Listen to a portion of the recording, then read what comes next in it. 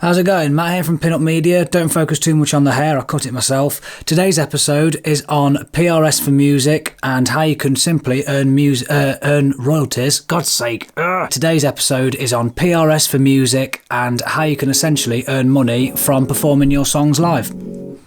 That was alright, that's pretty good.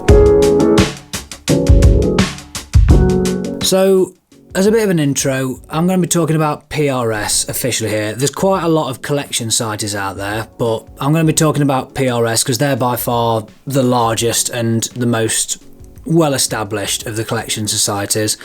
So there's two different sides to PRS. You've got PRS, which is the Performing Rights Society, and they pay royalties to artists, to registered artists whose songs are broadcast on TV and radio, performed or played in public, whether that's live or via your recorded music, and also streamed and downloaded. And then you have the other side, which is MCPS, and that stands for Mechanical Copyright Protection Society, and they distribute royalties to artists whose music is copied as physical products like CDs and whatnot, streamed and downloaded as well, and also used in media such as TV, film or radio. So how does it work?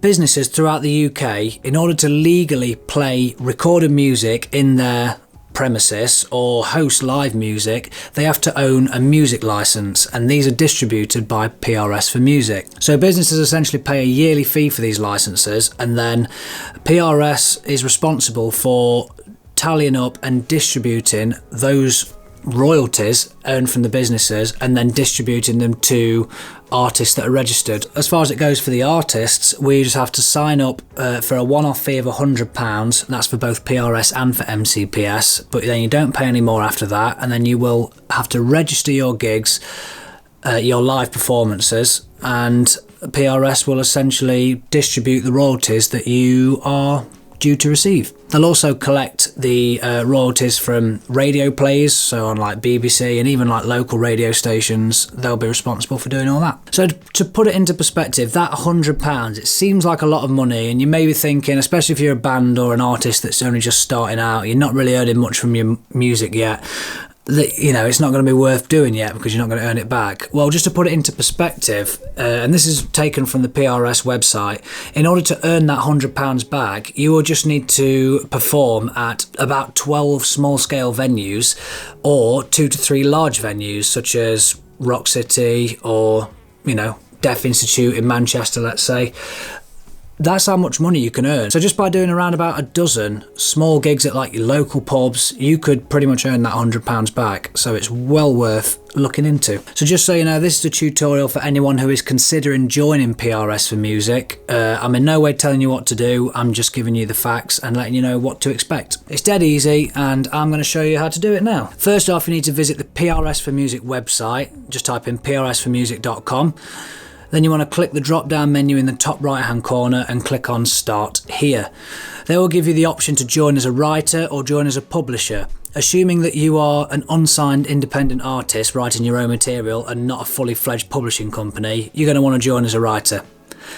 It's going to give you some more information to have a read through, and then once you're ready, click when is it best to join to get even more reasons for joining.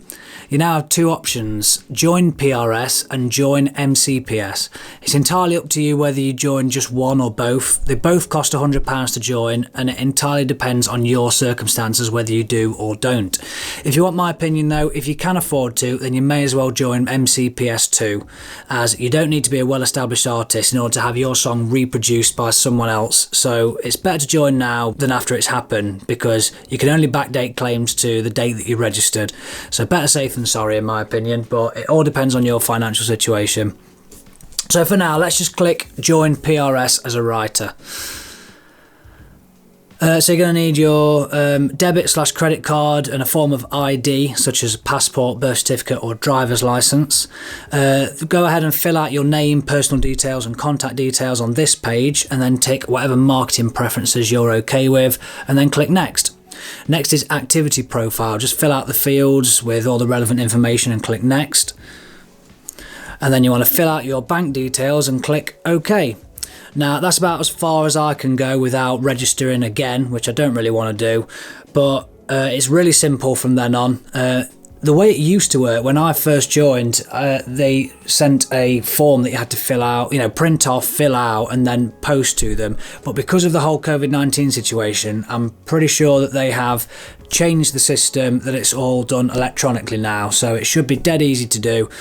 It won't take no more than an hour or so, and it's well worth doing because you can earn some serious money just by registering your live gigs, and they can also earn you some money in radio royalties. Don't know why I forgot that.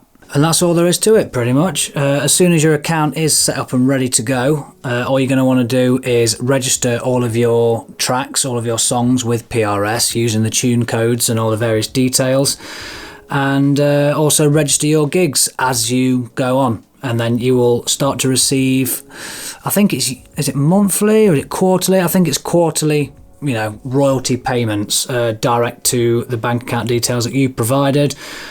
And yeah, it's a really nice way of earning a little bit of extra money off your music that you otherwise wouldn't have realised that you could. So there we are. I hope you enjoyed the tutorial. I hope you found it helpful. If so, leave a like and a comment. Let us know how we're doing, and feel free to let us know what kind of content you want to see in the future from us. But yeah, until next time, I'll see you in the next video.